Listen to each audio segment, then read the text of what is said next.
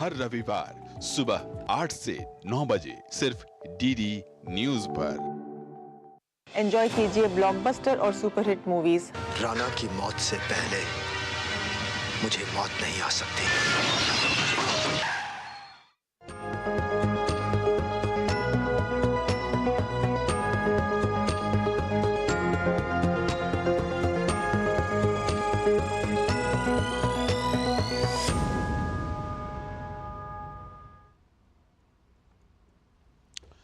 नमस्कार, DD news पर आप देखना शुरू कर चुके हैं हमारी खास चर्चा का प्रोग्राम। मैं हूं लाल चंद्र सिंह। प्रधानमंत्री नरेंद्र मोदी मध्य यूरोपीय देश ऑस्ट्रिया के दौरे पर हैं। पीएम मोदी का वहां पर बड़ा ही जोरदार और भव्य स्वागत हुआ। दरअसल 41 साल के बाद कोई भारतीय प्रधानमंत्री ऑस्ट्रिया गए हैं, तो ये दौरा तो बेहद खास और अहम है। पीएम मोदी ने वहां के चांसलर के साथ मुलाकात की और द्विपक्षीय वार्ता हुई। रणनीतिक साझेदारी पर सहमति भी बनी। ऑस्ट्रिया के चांसलर ने भारत की प्रगति की जमकर तारीफ की। बाद में पीएम मोदी ने वहां के राष्ट्रपति से भी मुलाकात की और राजधानी वियना में पीएम मोदी भारतीय समुदाय को संबोधित भी करने वाले हैं। तो पीएम मोदी के ऑस्ट्रिया के इस दौरे की क्या और कितनी अहमियत है, इसी पर आज हम करेंगे खास चर्चा। जुड़ेंगे खास विशेषज्ञ मेहमान भी, लेकिन पहले देख लीजिए ये रिपोर्ट।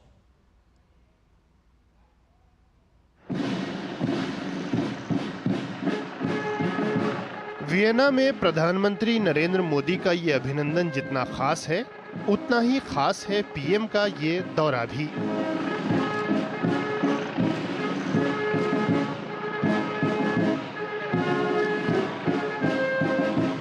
इकतालीस वर्ष बाद किसी भारतीय प्रधानमंत्री के पहले दौरे ने भारत ऑस्ट्रिया संबंधों में मजबूती की नई इबारत लिखी है।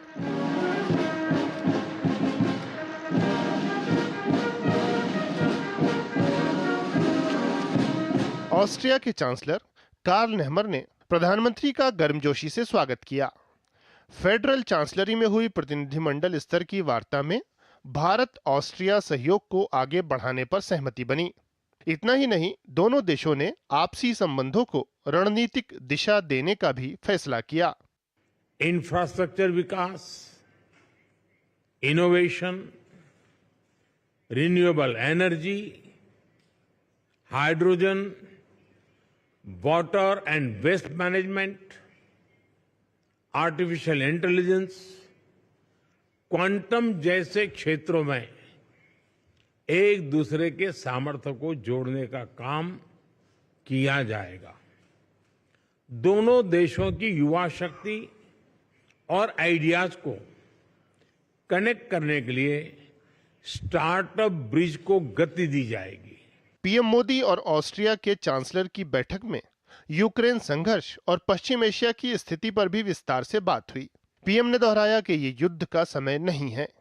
पीएम ने शांति स्थापना की दिशा में भारत ऑस्ट्रिया सहयोग की भी पेशकश की। मैंने पहले भी कहा है कि यह युद्ध का समय नहीं है। समस्याओं का समाधान रणभूमि में नहीं हो सकता। कहीं भी हो, मासूम लोगों की जान की हानि स्वीकार्य नहीं है। भारत और ऑस्ट्रिया शांति और स्थिरता की जल्द से जल्द बहाली के लिए डायलॉग और डिप्लोमेसी पर बल देते हैं। इसके लिए हम दोनों मिलकर हर संभव सहयोग देने के लिए तैयार हैं। ऑस्ट्रिया के चांसलर ने भी शांति स्थापना पर जोर दिया। उन्होंने अंतर्राष्ट्रीय स्तर पर भारत के विशाल कद का जिक्र करते हुए इस दिशा में भारत की अहम भूमिका बताई। Our shared objective is to achieve a comprehensive, just and permanent peace in line with the UN Charter. India is an important and influential and creditworthy country. India is the biggest democracy in the world, and therefore India's role, especially for Austria, is more than important when it comes to the peace process and future peace summits. Austria के chancellor ने मूलभूत संरचना और डिजिटलीकरण जैसे क्षेत्रों में भारत की प्रगति की सराहना की, तो वहीं प्रधानमंत्री ने अपने दौरे को ऐतिहासिक और विशेष बताते हुए ऑस्ट्रिया के चांसलर को भारत आने के लिए आमंत्रित किया। बाद में प्रधानमंत्री मोदी और ऑस्ट्रिया के चांसलर भारत ऑस्ट्रिया व्यापार बैठक में शामिल हुए। इस बैठक में दोनों देशों के व्यापार जगत के दिग्गज भी शरीक हुए। प्रधानमंत्री नरेंद्र मोदी ने ऑस्ट्रिया के राष्ट्रपति अलेक्जेंडर वान डेर बेलेन से भी मुलाकात की। दोनों नेताओं ने आपसी संबंधों की मजबूती से जुड़े अहम मुद्दों पर विचार विमर्श किया। गौतम रॉय और अरुण शर्मा के साथ ब्यूरो रिपोर्ट, डीडी न्यूज। तो प्रधानमंत्री नरेंद्र मोदी का ऑस्ट्रिया का ये दौरा जो है वो बेहद ख़ास है, बेहद अहम है और सबसे ज़्यादा जो चर्चा हो रही है कि 41 साल के बाद भारत के प्रधानमंत्री का ये दौरा है। तो इसी पर बात करने के लिए हमारे साथ इस दौरे की अहमियत पर बात करने के लिए हमारे साथ प्रोफेसर गुलशन सचदेवा जी हैं, जो जेएनयू के स्कूल ऑफ इंटरनेशनल स्टडीज़ के हैं। बहुत बहुत स्वागत प्रोफेसर सचदेवा आपका। सबसे पहले जो सबसे ज़्यादा चर्चा हो रही है प्रोफेसर सचदेवा, वो इसी बात की कि 41 साल के बाद प्रधानमंत्री नरेंद्र मोदी भारत के प्रधानमंत्री के तौर पर ऑस्ट्रिया के दौरे पर गए हैं। इस समय इस दौरे की ख़ास अहमियत क्या होती है, ख़ास तौर पर तब भी जब हम जानते हैं कि रूस के बीच और पश्चिम के बाकी देशों के बीच किस तरह के इस समय संबंध हैं? जी शुक्रिया। आपने बिल्कुल सही कहा कि हालांकि ये एक बिल्कुल छोटा सा देश मध्य यूरोप के बीच में है जी, लेकिन काफी समृद्ध देश है और उसका यूरोप के खासतौर से जो सेकेंड वर्ल्ड वॉर के बाद जिस तरह का रोल इस देश ने अदा किया है यूरोप की पॉलिटिक्स के अंदर, उसका एक अहम स्थान है। और मुझे लगता है कि जब ये प्रधानमंत्री रूस के दौरे के बाद किसी एक दूसरे देश के बारे का चयन कर रहे होंगे कि कौन से दूसरे देश में उनको यूरोप में जाना चाहिए, तो मुझे लगता है काफी सोच समझकर उन्होंने ऑस्ट्रिया को चुना है। क्योंकि ऑस्ट्रिया एक ऐसा देश है जिसकी भूमिका काफी जमाने से एक तटस्थ भूमिका वो निभाता रहा है। और इनफैक्ट अगर आप देखें जो पुराने जमाने में शीत युद्ध के जमाने में भी जो सोशल डेमोक्रेट्स लीडर्स थे, खासतौर से ब्रूनो क्रोस्की जो ऑस्ट्रिया के थे, विली ब्रांट और ओलफ पाल्मे के साथ मिलके पूरा शीत युद्ध के दौरान उन्होंने कोशिश किया था कि ईस्ट और वेस्ट के बीच में टकराव ना हो पाए, किस तरीके से उनके बीच में कोई शांति बहाली हो जी। तो रूस के दौरे के बाद जब भारत को कोई दूसरा कंट्री में जा रहे हैं ऑस्ट्रिया में, हालांकि उन्होंने यूरोपीय संघ भी जो है वो काफी देर के बाद 1995 में ज्वाइन किया था और अभी भी वो नाटो के सदस्य नहीं है। हाँ, तो इस तरह से जिस तरह के हमारे प्रगाढ़ संबंध रूस के साथ हैं और जो भारत का दौरा वहां पे है और जिस तरह की टेंशन यूरोप के देशों के बीच में, यूरोपीय संघ के देशों के बीच में और रूस के बीच में बनी हुई है, उस समय में मुझे लगता है कि ऑस्ट्रिया में जाना, एक तो जैसा आपने कहा कि 41 साल के बाद कोई भारतीय प्रधानमंत्री वहां जा रहे हैं और हालांकि व्यापार उनका हमारे साथ कोई 3 बिलियन के करीब का है और 500-600 मिलियन की वहां से कोई हमारे यहाँ पे निवेश है।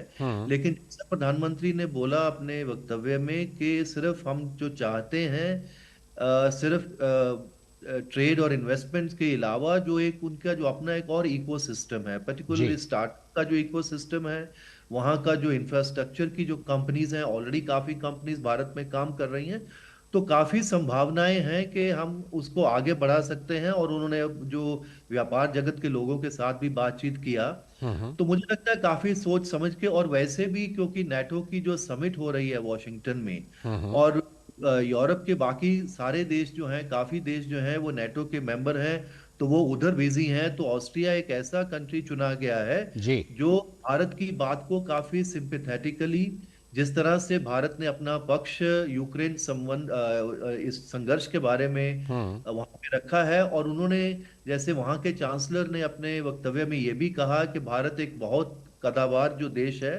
और उनकी बात जो है वो शायद वो पुतिन उनकी बात को समझ सकते हैं, वहां पे कुछ प्रभाव डाल सकते हैं। हालांकि क्योंकि वहां का एक बड़ा युद्ध चल रहा है और उसके अंदर पूरे तरीके से यूरोप के देश, यूरोपीय संघ के भी जुड़े हुए हैं, लेकिन ऑस्ट्रिया की भूमिका हिस्टोरिकली अलग रही है और शायद वो उसको समझना, भारत के स्टैंड को समझना उनके लिए शायद अच्छा है। तो इस तरह से मुझे लगता है उस पूरे संदर्भ में वहां पे प्रधानमंत्री की जो पूरा दौरा वहां पे हुआ है उसको देखना चाहिए। ठीक है, बाकी पहलुओं पर भी मैं आपके पास आऊंगा और इस चर्चा में आपसे बात करूंगा। अभी एक वक्त है छोटे से ब्रेक का, ब्रेक के बाद लौटते हैं तो फिर इस चर्चा को आगे बढ़ाएंगे। आपके घर के खाने में रेस्टोरेंट जैसा स्वाद ले आए MDH का शाही पनीर मसाला। पनीर को क्या मस्त बना डाला। मैं क्या जी, सब जानते हैं, जहां दिखे मारियो, अपना समझ के खा लियो। स्वाद से सबको दीवाना कर दे, दीवाना कर दे।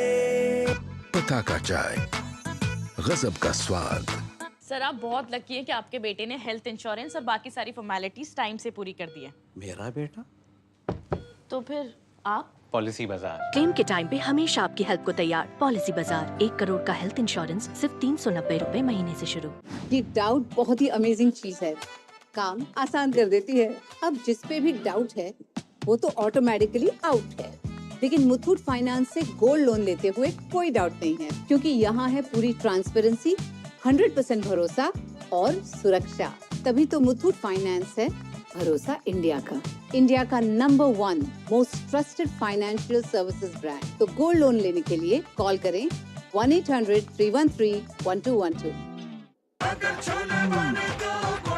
गोल्डी छोले मसाले, जहाँ जाए रिश्ते बनाए, जहाँ जाए रिश्ते बनाए, गोल्डी मसाले। स्वागत है ब्रेक के बाद। आज हम खास चर्चा कर रहे हैं कि प्रधानमंत्री नरेंद्र मोदी का जो ऑस्ट्रिया दौरा है वो कितना अहम है और किन मायनों में अहमियत है इस दौरे की, क्योंकि 41 साल के बाद किसी भारतीय प्रधानमंत्री का ये ऑस्ट्रिया दौरा है। प्रधानमंत्री अभी भी ऑस्ट्रिया में हैं और वहाँ पर इस दौरे के दौरान उनके कई कार्यक्रम हैं। तो हमारे साथ बात करने के लिए professor Gulshan Sachdeva school of international studies JNU के हैं और साथ में एम्बेसडर शीलकांत शर्मा जी भी, जो फॉर्मर सीनियर डिप्लोमेट हैं, वो भी हमारे साथ जुड़ चुके हैं। बहुत बहुत स्वागत सर आपका। प्रोफेसर सचदेवा, मैं आपके पास आऊँ। एम्बेसडर शीलकांत शर्मा जी, जो जिस तरह से कि ये देखने को दौरे के दौरान देखने को मिल रहा है, जितने गर्मजोशी से प्रधानमंत्री का स्वागत हुआ ऑस्ट्रिया में, ऑस्ट्रिया के साथ संबंधों का अगर इतिहास देखा जाए, अतीत जो रहा है भारत का और आगे जो संभावनाएं हैं, उसके लिहाज से प्रधानमंत्री मोदी का ये दौरा कितना अहम है और जो जिन मुद्दों पर बात हुई है आज खासतौर पर? ऑस्ट्रिया वह देश है जो भारत का सम्मान करता है और ये सम्मान और भारत को समझता है, भारत की चिंताओं को और भारत की शक्तियों को अच्छी तरह भली भांति वो वाकिफ है। ये बात पिछले 75 सालों से है। जब संबंध स्थापित हुए थे 1949 में, तब भारत स्वतंत्र हुआ था और ऑस्ट्रिया भी उन दिनों 4 पावर्स जो अलाइड पावर्स से दूसरे विश्व युद्ध के बाद उनके द्वारा ऑक्यूपाइड था वो, पर धीरे धीरे वो ऑक्यूपेशन खत्म हुआ और 1955-56 तक वो फिर ऑस्ट्रिया एक स्वतंत्र राष्ट्र के रूप में निकला। तो भारत और ऑस्ट्रिया में उस समय से ही बड़ा तादाद था। एक भारत गुटों से दूर रहता था और ऑस्ट्रिया भी न्यूट्रल कंट्री थी और भारत ने ऑस्ट्रिया को उन दिनों भी एक तरह से सपोर्ट किया। उस जमाने में भारत के जुलूस के साथ संबंध थे और दूसरों से उनसे कहा कि ऑस्ट्रिया पे ऑक्यूपेशन नहीं रहना चाहिए। भारत इस बात को जोर दिया। उसके बाद जो संयुक्त राष्ट्र संघ है उसमें भी भारत का और ऑस्ट्रिया का रवैया एक सा था। दोनों चाहते थे कि संयुक्त राष्ट्र को मजबूत किया जाए और जो गुटों की शक्तियां जो हैं उनके दबाव से जो संयुक्त राष्ट्र संघ है वो मुक्त हो, वो एक अंतरराष्ट्रीय संस्था हो जिसपे कि ये कोल्ड वॉर की जो टेंशन है वो ज्यादा प्रभावित ना करे। तो इंडिया और ऑस्ट्रिया अपने ढंग से इस क्षेत्रों में काम करते रहे और दोनों के बीच में डिसआर्ममेंट के क्षेत्र में भारत और ऑस्ट्रिया काफी पास में थे। फिर जो स्पेस था, स्पेस की रिसर्च वगैरह जो हुई थी UN के तत्वावधान में, उसका भी सेंटर ऑस्ट्रिया था, वियना था। और सबसे बड़ी बात यह थी कि जो आज atomic energy agency, international atomic energy agency, वो दुनिया बड़ा नाम है उसका, एक बहुत सबसे ज्यादा सक्सेसफुल ऑर्गेनाइजेशन माना जाता है, उसकी बड़ी श्लाघा है। उसका जो सेंटर चुना जाना था वो एक डिप्लोमेटिक कॉन्फ्रेंस के द्वारा किया जा रहा था। भारत के हमारे होमी भाभा उस कॉन्फ्रेंस के चेयरमैन थे, और ये बात थी 1957 की। बिल्कुल। तब अमेरिकन प्रेसिडेंट आइजनहावर के कहने के लिए एटम्स ऑफ पीस इंस्टीट्यूशन बनी थी ये। तो जब उसकी सीट का निर्णय होना था, तो जिनीवा और ऑस्ट्रिया और वियना के बीच में टाई थी। ठीक है। तो होमी भाभा ने ऑस्ट्रिया को चुना, वियना को चुना। बिल्कुल। और उसके पीछे यह था कि होमी भाभा खुद जो क्लासिकल म्यूजिक थी उसमें बहुत रुचि रखते थे जी। और वियना वेस्टर्न क्लासिकल म्यूजिक का केंद्र है। उसकी वेस्टर्न क्लासिकल म्यूजिक में पश्चिम की जो काफी अगर देखें तो काफी लंबा अतीत रहा है। भविष्य में दोनों देशों की अगर साझेदारी की बात करें तो आज की जो द्विपक्षीय मुलाकात हुई, ये भविष्य के लिए क्या तस्वीर बना रही है सर? देखिए, आज की जो मुलाकात है इसमें जो अगेन ये जो साइंस और टेक्नोलॉजी वाली बात है, इसमें आज दुनिया एक ऐसे मोड़ में है जबकि साइंस और टेक्नोलॉजी की जो सीमाएं हैं वो अचानक और लंबी होती जा रही हैं। जैसे कंप्यूटिंग के क्षेत्र में क्वांटम कंप्यूटिंग है, आर्टिफिशियल इंटेलिजेंस है, इस पे बहुत जम के और बहुत तेजी से चेंजेस हो रहे हैं। इतनी तेजी से हो रहे हैं कि जो कुछ हो रहा है एक साल के अंदर वो समझ में नहीं आता, बहुत ही द्रुत गति से। ठीक है। और भारत की जो टेक्नोलॉजी प्रोफाइल है, हमारी जो चिंताएं हैं टेक्नोलॉजी को लेके, हमारा जो इंटरेस्ट है वो वही है जो कि ऑस्ट्रिया में है। तो इन सरोकारों में हम एक दूसरे के पास हैं, एक दूसरे की बात समझते हैं। ठीक है। ऑस्ट्रिया अपने आप में छोटा कंट्री है, लेकिन नोबेल प्राइज में उनके नंबर बहुत ज्यादा हैं। अभी उनका 2-3 साल पहले उनके फिजिसिस्ट को नोबेल प्राइज मिली जो क्वांटम कंप्यूटर में उन्होंने महत्वपूर्ण काम किया। और मैं आपको बताऊं, मैं जब वहां एम्बेसडर था तो ये साहब जिनको ठीक है, आपसे वो वाला एक्सपीरियंस भी आपसे जरूर सुनेंगे। अभी एक छोटा सा ब्रेक लेते हैं, ब्रेक के बाद फिर प्रोफेसर सचदेवा के पास और आपके पास आएंगे खासतौर पर वो एक्सपीरियंस सुनने के लिए। ठीक है। लाल रंग इसका अपार, तीखा कम है फिर भी स्वाद। बेमिसाल MDH Kashmiri. MDH Kashmiri. MDH। वो मिस्टर विकास की फाइल आप पॉलिसी बाजार। मैम, आपका हेल्थ इंश्योरेंस क्लेम अप्रूव हो गया है, अब आप सर को घर ले जा सकती हैं। क्लेम के टाइम पे हमेशा आपकी हेल्प को तैयार। पॉलिसी बाजार, 1 करोड़ का हेल्थ इंश्योरेंस सिर्फ 390 रुपए महीने से शुरू। ज्यादा उपज और भरपूर मुनाफा भी, दोनों मिलेंगे टोरी से। एक हाथ में खरपतवार की हार और दूसरे हाथ में ज्यादा पैदावार। समझे? IIL के ट्रैक्टर ब्रांड का टोरी अब खरपतवार होगा हक्का बक्का, बढ़ेगा मक्का। बात जब पीढ़ियों के लिए बनने वाले घर की हो तो जिम्मेदारी बड़ी हो जाती है। गैलेंट समझता है ये जिम्मेदारी। अब MM रिब्स के साथ गैलेंट एडवांस TMT रीबार, निर्माण का रियल हीरो। स्वागत है। ब्रेक के बाद हमारे साथ दोनों खास मेहमान जुड़े हुए हैं। मैं रुख करता हूं इस समय प्रोफेसर गुलशन सचदेवा जी का। प्रोफेसर सचदेवा, जो बात अभी एम्बेसडर शीलकांत शर्मा जी भी कह रहे थे कि दोनों देशों का एक संबंधों का लंबा इतिहास रहा है, इस समय माफ़ी के साथ मैं लौटता हूं थोड़ी देर में। इस समय प्रधानमंत्री नरेंद्र मोदी ऑस्ट्रिया दौरे पर हैं, तो वहां से एक हमारे पास जो है वहां से एक दृश्य आया, मैं पहले दर्शकों को वो दिखा देता हूं, फिर आप दोनों के पास लौटते हैं सीधे। इस समय वियना से यह दृश्य देखिए, प्रधानमंत्री नरेंद्र मोदी वियना में ऑस्ट्रिया की यात्रा के दौरान नोबेल पुरस्कार विजेता से प्रधानमंत्री नरेंद्र मोदी मुलाकात कर रहे हैं। अपनी ऑस्ट्रिया यात्रा के दौरान एंटोन जिलिंगर नोबेल पुरस्कार विजेता हैं, उनसे प्रधानमंत्री नरेंद्र मोदी की ये मुलाकात। जैसा कि हम जानते हैं कि प्रधानमंत्री नरेंद्र मोदी ने अपने इस वियना यात्रा, ऑस्ट्रिया यात्रा के दौरान कई गणमान्य लोगों से मुलाकात की है, कई प्रमुख ऑस्ट्रियाई हस्तियों के साथ बैठक की है, तो उन्हीं में से ये नोबेल पुरस्कार विजेता एंटोन जिलिंगर हैं, जिनसे कि प्रधानमंत्री नरेंद्र मोदी ने ये मुलाकात की है। उसी की तस्वीरें आप अपने टेलीविज़न स्क्रीन पर देख रहे हैं इस समय।